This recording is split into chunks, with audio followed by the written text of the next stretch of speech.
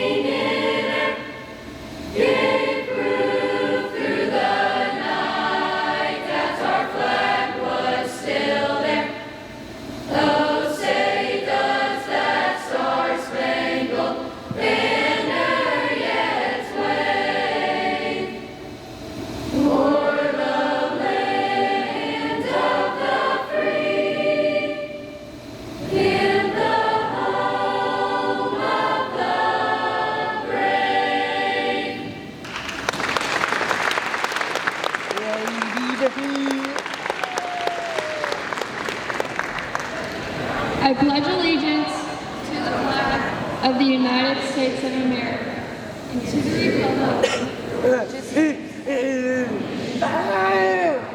indivisible, with liberty and justice for all.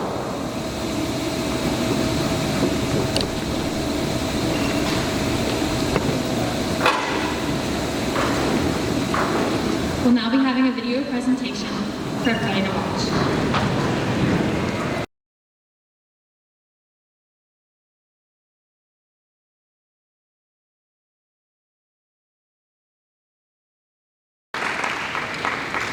Please welcome our students from the Stacy Studio of Dance. They'll be performing a routine that describes what a soldier is from the inside out.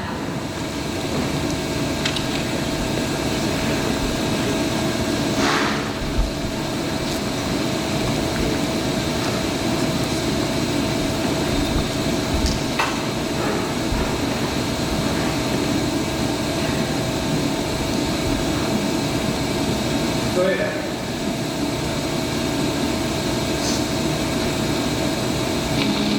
This is a soldier. When our country needed them, they stepped forward from the crowd, and then they looked back at us and said, I will protect you. This is a soldier. They said, I'll do it, whether it's my boots in the mud, my charter in the sea, or my eyes in the sky. I'll go on your behalf. I'll stand shoulder to shoulder with your brother, with your sister. I will laugh with them. I will cry with them. I will fight with them. I will even die with them. This is a soldier.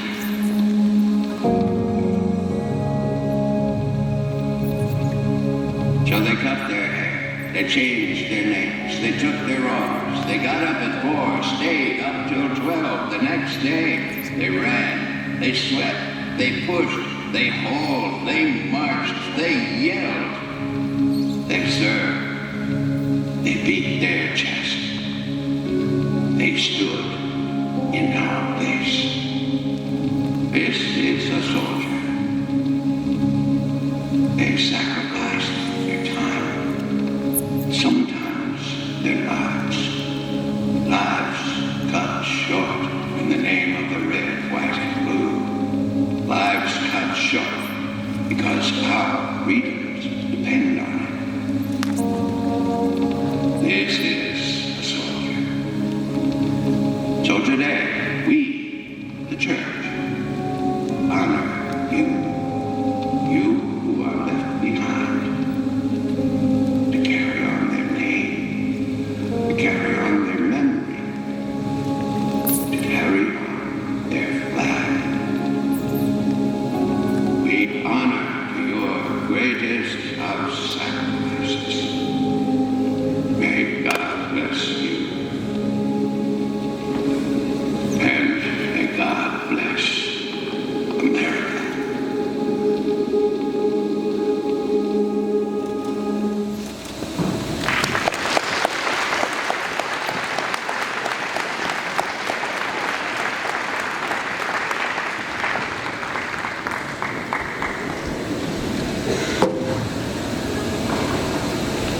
Veterans Day, formerly known as Armistice Day, was originally set as a U.S. legal holiday to honor the end of World War I, which officially took place on November 11, 1918. And legislation that was passed in 1938, November 11, was dedicated to the cause of world peace and to be hereafter celebrated and known as Armistice Day. This new legal holiday honored World War I veterans.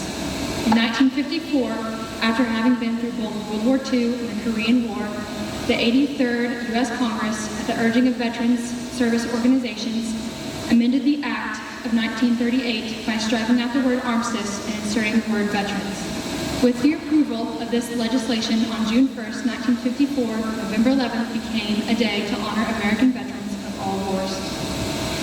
The day is set aside to thank and honor living veterans who served honorably in the military in wartime or peacetime. We celebrate Veterans Day to honor the soldiers, sailors, airmen, and the rest of our service members who put their lives on the line to defend the freedoms that we so often take for granted. We can never fully repay our debt of gratitude to the more than 650,000 American service members who died in battle, or the 1.4 million who were wounded. We can, however, recognize and thank the 19.4 million veterans still living today. Today, it is our privilege to say thank you to all of the American veterans, to let them know that we appreciate them for their service and honor them for their sacrifices. The price of freedom is high, and we cannot afford to forget those willing to pay it. Today, we celebrate America's veterans for keeping this nation land of the free and a home of the brave. We would also like to acknowledge those who have dedicated their lives to the service of our community, our first responders, EMTs, firefighters, and county and city police forces. We are grateful for the service and sacrifices that we provide. It is my pleasure to introduce our first guest speaker today, Major Andrew Houchins, who was last stationed at Wright Air Force Base in Dayton, Ohio. Major Houchins retired in 2018 in the United States Air Force.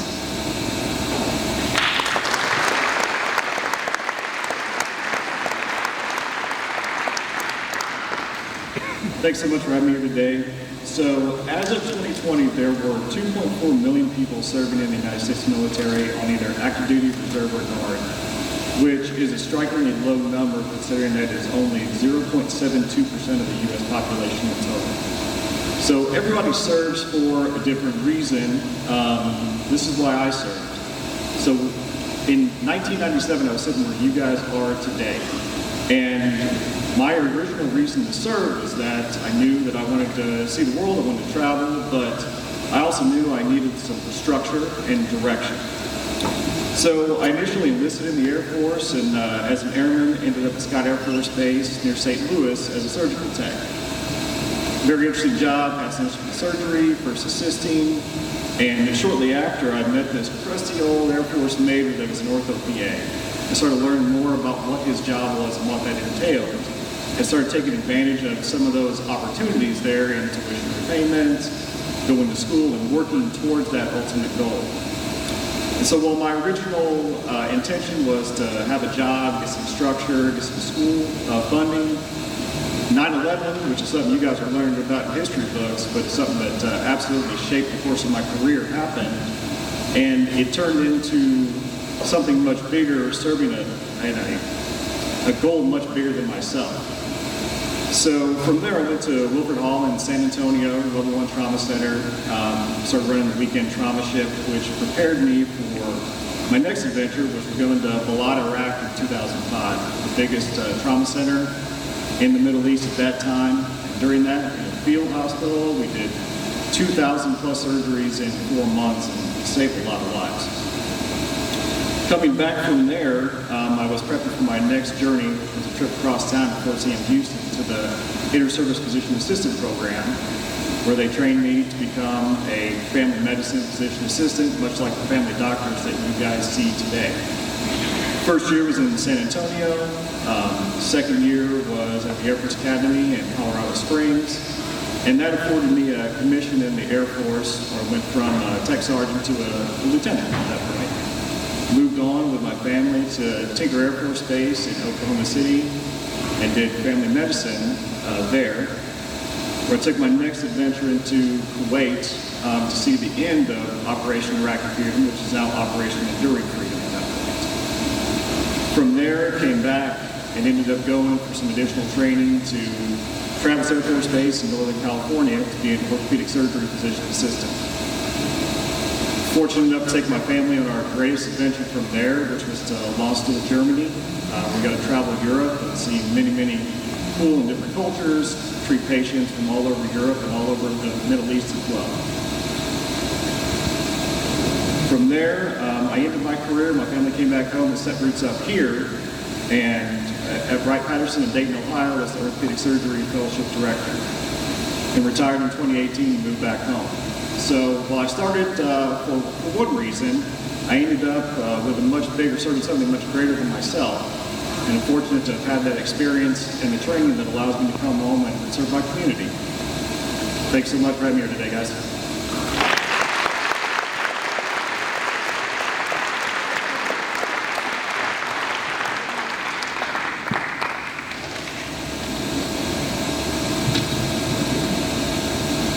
Please welcome our next speaker who serves our community as a sheriff's deputy and Pike Central High School's resource officer, Mr. Jason McKinney.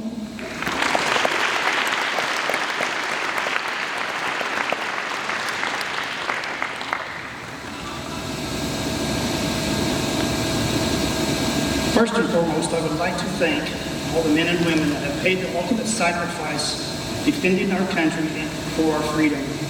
I would also like to thank all the men and women that are still fighting today. And a special thanks to all the ones that are here today. Your service to our country and our sacrifices that you have made will never go unnoticed. So if I could for 1 second, the veterans that are here today, you guys please stand up for me for a second. Guys, if you want to know what a hero looks like, look right here. These guys have been through a lot.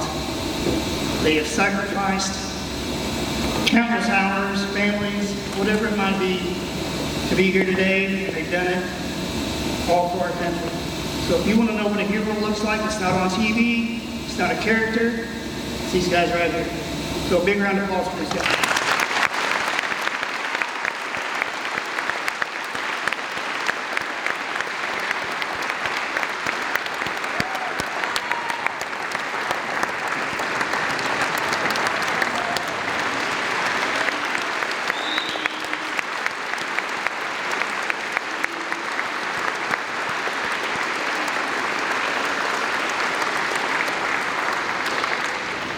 I would also like to take just a few seconds to thank our local men and women that fight to keep our community safe each day.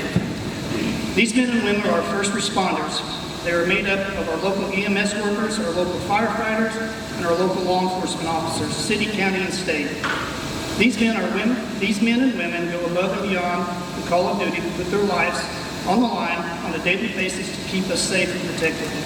The dedication they have to our county and to the people that live in it is second to none, and we are very blessed to have each and every one of them. Some of these men and women that protect our community on a daily basis have also served in our military.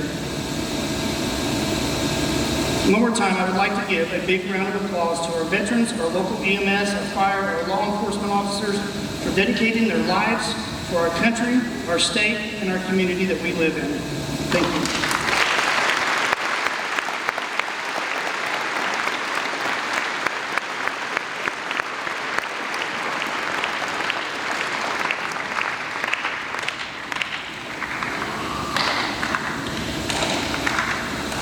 We would like to honor those veterans who are with us today and let them know that we appreciate them for their service and honor them for their sacrifices.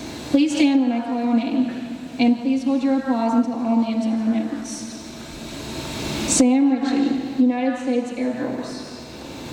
Jerry Claridge, United States Marine Corps.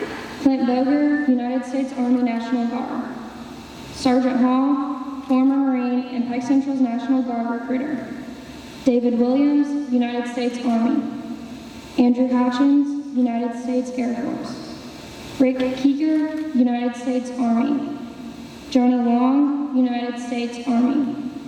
Charles John, United States Air Force. And Paul Collier, United States Army.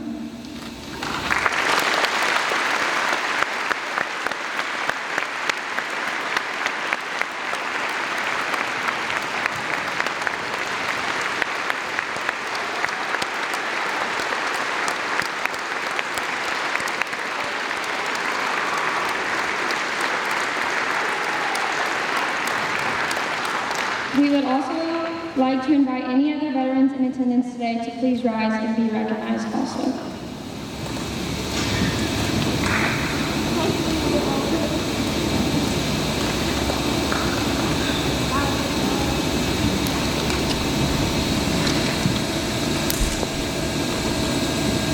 We would also like to acknowledge those in the community who served as first responders, police officers, EMTs, or firefighters. Please stand to be recognized.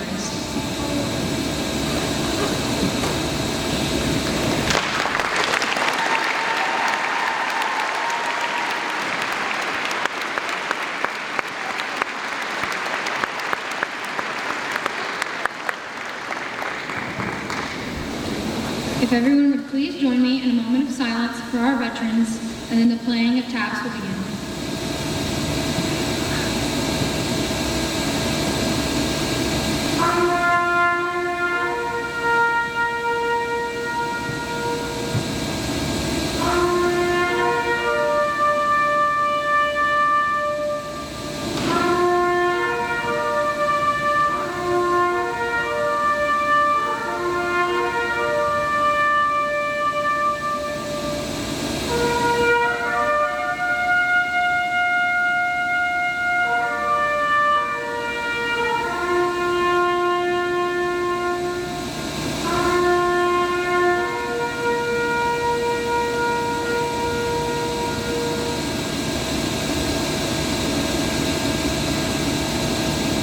We would like to thank everybody for coming out and the service you provided. Thank you.